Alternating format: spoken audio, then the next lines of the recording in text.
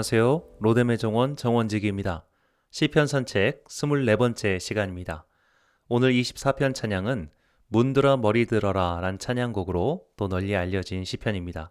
세번역 성경으로 24편을 읽겠습니다.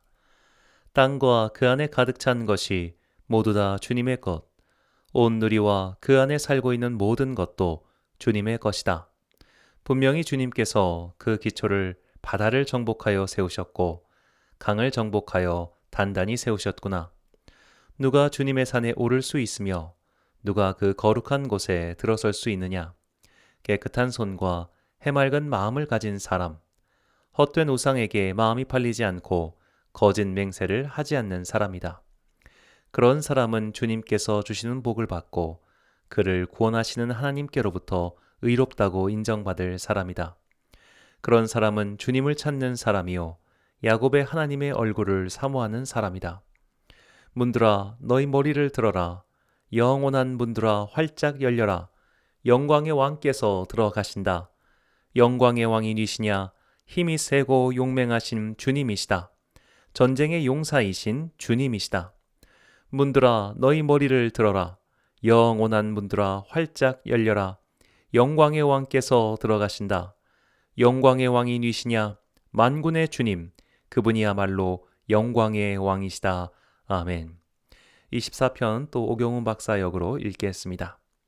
천하의 모든 생명 주께 속하였고 천하가 다 야훼의 것이니 물 위에 세상을 세우시고 날뛰는 물결 짓눌러 흔들리지 않게 하셨네. 야훼의 성산 그 거룩한 곳에 오를 자 누구인가. 순결한 덕 마음과 행실이 깨끗하니 거짓과 수치가 없어야 하리. 하늘의 착한 명을 받들고 은혜로 사함을 입어야 하리. 밤낮 야훼 주님 사모하면서 야곱의 하나님 더럽히지 않아야 하리. 온 성이여 겹겹의 문들을 활짝 열어라. 오랜 성이여 둘러쳐진 문을 높이 올려라. 공손히 주님을 영접하여라. 영광스러운 임금을 모셔드려라. 영광의 임금이 누구이신가. 전능하신 야훼시라. 인정을 베푸사 대적할이 없으니 승리하셔서 돌아오신다. 온 성들이여 겹겹의 문을 활짝 열어라. 오랜 성들이여 둘러쳐진 문을 높이 올려라. 공손히 주님을 영접하여라. 영광의 임금을 모셔드려라. 영광의 임금이 누구이신가. 그분은 야훼 만유의 주시니 빛으로 가득한 주님이시다. 아멘. 오늘 시편 24편의 제목을 무작이라고 지었습니다.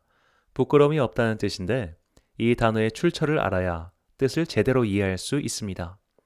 이 단어는 맹자, 진심, 상편에 나옵니다. 군자, 유삼락.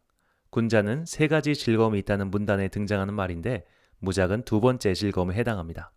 이 세 가지 즐거움이 다음과 같습니다. 가족이 무탈하고 하늘에 부끄럽지 않으며 남에게 부끄럽지 않은 것, 그리고 마지막은 천하의 영재를 얻어서 교육하는 것입니다. 오늘 제목은 이 중 두 번째 즐거움에서 따왔습니다.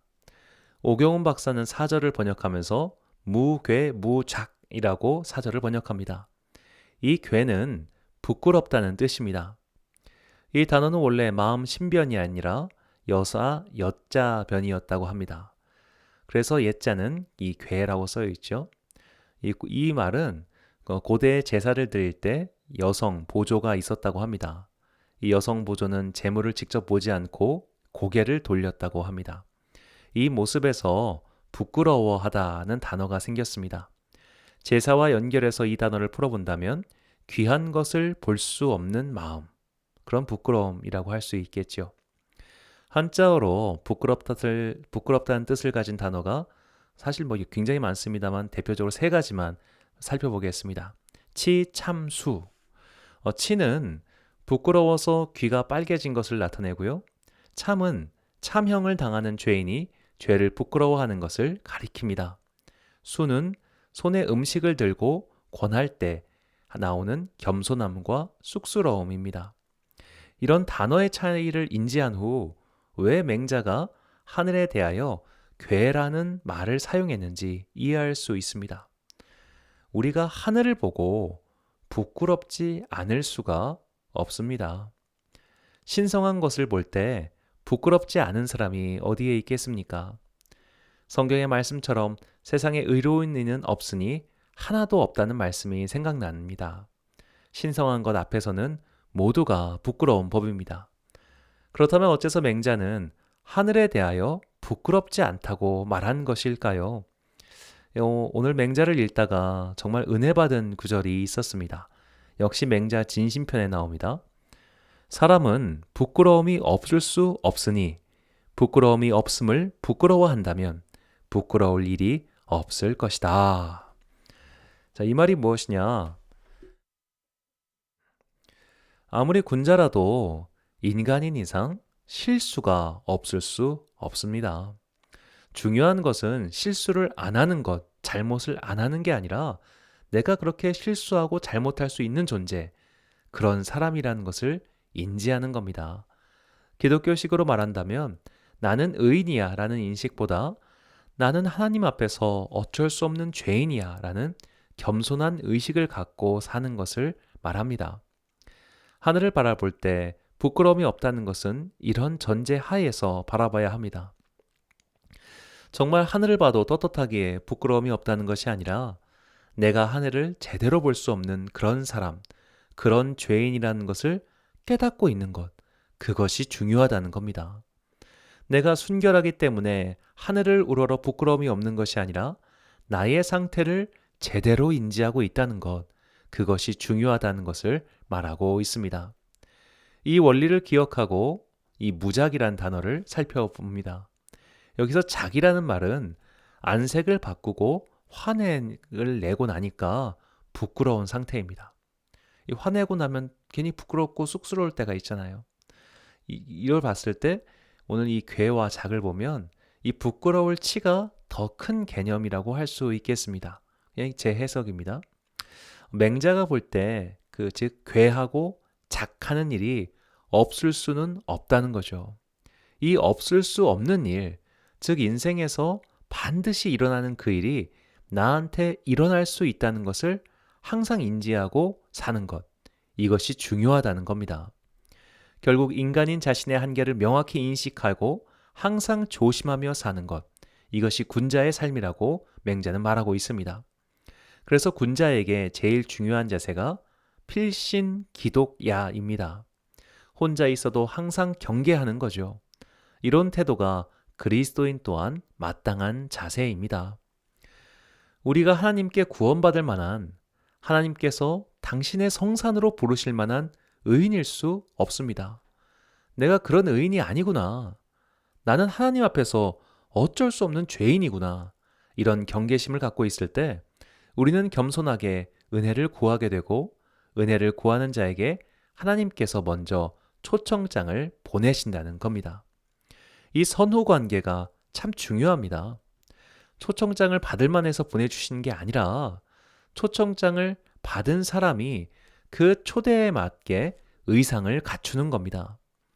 예수님께서 말씀하신 혼인잔치의 비유가 떠오릅니다. 마태복음 22장 8절에서 13절입니다.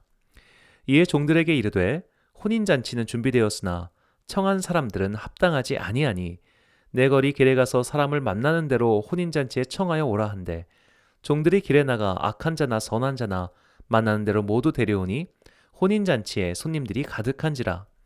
임금이 손님들을 보러 들어올새 거기서 예복을 입지 않은 한 사람을 보고 이르되 친구여 어찌하여 예복을 입지 않고 여기 들어왔느냐 하니 그가 아무 말도 못하거늘 임금이 사환들에게 말하되 그 손발을 묶어 바닥 어두운 데에 내던지라. 거기서 슬피 울며 이를 갈게 되리라 하니라. 아멘. 자, 우리가 자격이 있어서 혼인잔치에 초대받은 게 아닙니다. 자격이 없었습니다. 그러나 무조건적인 사랑과 은혜로 초대받았습니다. 그렇다면 최소한 자리와 격식에 맞는 옷을 입고 와야 한다는 거죠. 그 옷이 어떤 옷이냐, 즉 성도는 어떤 옷을 입어야 하는지 가르쳐주는 것이 오늘 본문 4절입니다. 개역개정판 성경으로 읽겠습니다. 곧 손이 깨끗하며 마음이 청결하며 뜻을 허탄한 데 두지 아니하며 거짓 맹세 아니하는 자로다. 먼저 깨끗하다라고 번역한 히브리어 나키는 모두 50번 나오는데 형법의 의미에서 고의적인 죄를 짓지 않는 것을 가리킵니다. 즉 내 손으로 타인에게 악을 끼치지 않는 것, 해를 끼치지 않는 것을 의미합니다. 마음이 청결하다라고 할 때 청결하다라고 번역한 히브리어는 바르입니다. 이것은 분리하다, 구분하다는 뜻입니다. 우리가 무엇과 분리하고 무엇과 구분해야 하는지 이미 잘 알고 있죠. 이런 것이 정결함입니다. 이 뜻을 허탄한 데 두지 않는다라고 할 때 허탄한 곳이라고 번역한 히브리어는 샤브입니다. 이것은 사악함, 재난, 범죄, 거짓이라는 뜻입니다. 즉 적극적인 악행, 고의적인 죄악을 가리킵니다. 거짓 맹세는 속이는 저울이라고 번역할 때 쓰는 미르바입니다. 이것 또한 적극적이고 고의적으로 속이는 것을 가리킵니다. 우리는 이걸 해석하면서 하나님께서 얼마나 자비로운 분이신지 알 수 있습니다. 우리는 본질적으로 죄인입니다. 아무리 선을 행해도 그 죄를 다 씻을 수가 없습니다. 우리의 마음과 영혼을 모두 살피시는 하나님께서는 그 모든 것을 알고 계십니다. 그래서 완전한 모습으로 하나님 앞에 당당히 설 수가 없습니다. 항상 부끄러움이 있다는 거죠. 그러나 하나님께서는 우리의 그런 모습을 내치지 않으시고 참고 받아주십니다. 그래서 초청장을 보내신 거죠. 초청장을 받은 우리에게 요구하시는 최소한, 그 최소한이 명백하고 고의적이고 악의적인 죄를 짓지 않는 겁니다. 쉽게 말해서 나쁜 짓 하고 살지 말라는 겁니다. 이것을 선행으로 얻는 구원이라고 생각하면 곤란합니다. 이런 짓을 한다고 얻을 초청장이 아니었습니다.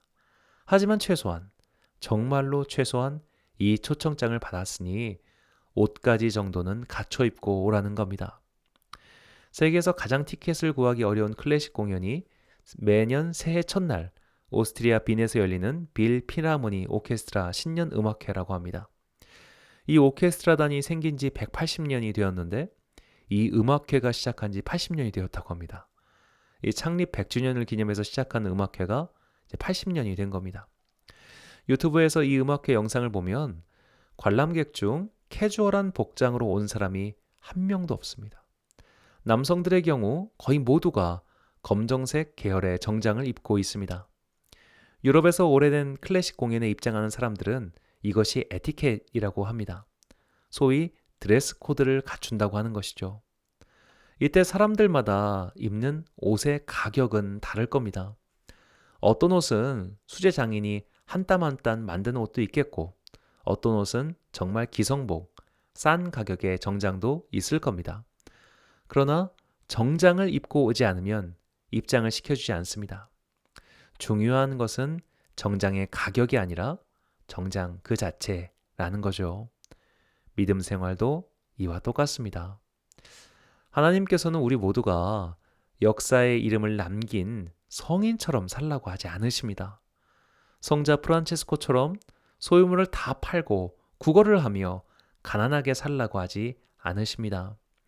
사막의 성자 안토니우스처럼 광야로 들어가 악한 영들과 기도로 대적하고 살라고 하지도 않으십니다. 엄청난 순례길을 걷고 정금 같은 사람이 되라고도 하지 않으십니다. 정말 하나님의 요구는 최소한입니다. 이 정도만 해달라는 겁니다. 앞서 맹자의 말처럼 내가 하나님 앞에서 부끄러운 존재구나. 이 정도 의식만 갖고 살라는 겁니다. 얼마나 감사한 말씀입니까?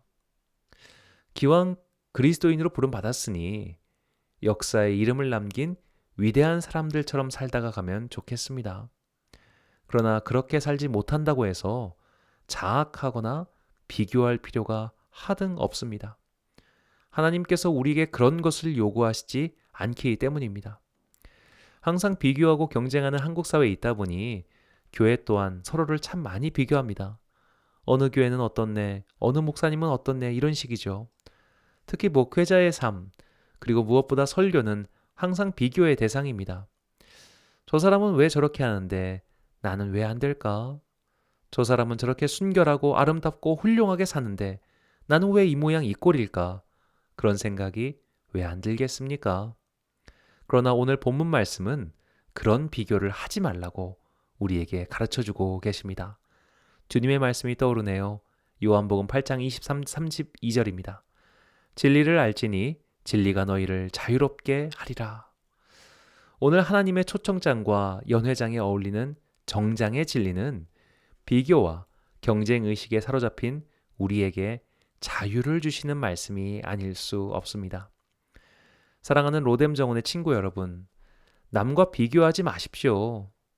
자신을 비하하지도 마십시오. 왜 저 사람은 저렇게 사는데 나는 이것밖에 안 될까? 그런 생각 품지 마십시오. 이미 이 영상을 보고 계신 여러분은 적어도 하나님의 초청장에 어울리게 사는 분들이실 겁니다. 남들이 입고 있는 비싸고 멋있는 정장이 비록 나에게 없어도 내가 걸치고 있는 것은 최소한 밖에 안 되는 초랑 정장처럼 보여도 그래도 괜찮습니다. 중요한 것은 의로우시며 자비하신 하나님께서 이런 우리에게도 초청장을 보내주셨다는 진리입니다. 주님의 초청장을 받았으니 우리 모두 최소한을 갖춰서 살아봅시다. 다른 사람에게 악을 행하지 맙시다. 내가 받은 것보다 7배, 70배를 갚아줄 거야 라고 외쳤던 라멕처럼 복수심에 불타지 맙시다. 타인을 해하는 사악함과 남을 속이는 거짓을 행하지 맙시다.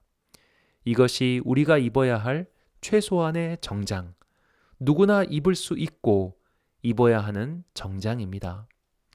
우리를 거룩한 주님의 성전으로 부르셨으니 하나님 앞에서 그 옷을 잘 갖춰 입고 잔치에 참여합시다. 주님께서 우리가 비싼 옷을 입고 있지 않아도 반가이 맞아주시며 우리의 잔이 넘치도록 사랑을 베풀어 주실 겁니다. 시편 산책 24번째 시간을 마칩니다. 시청해 주신 여러분 감사합니다.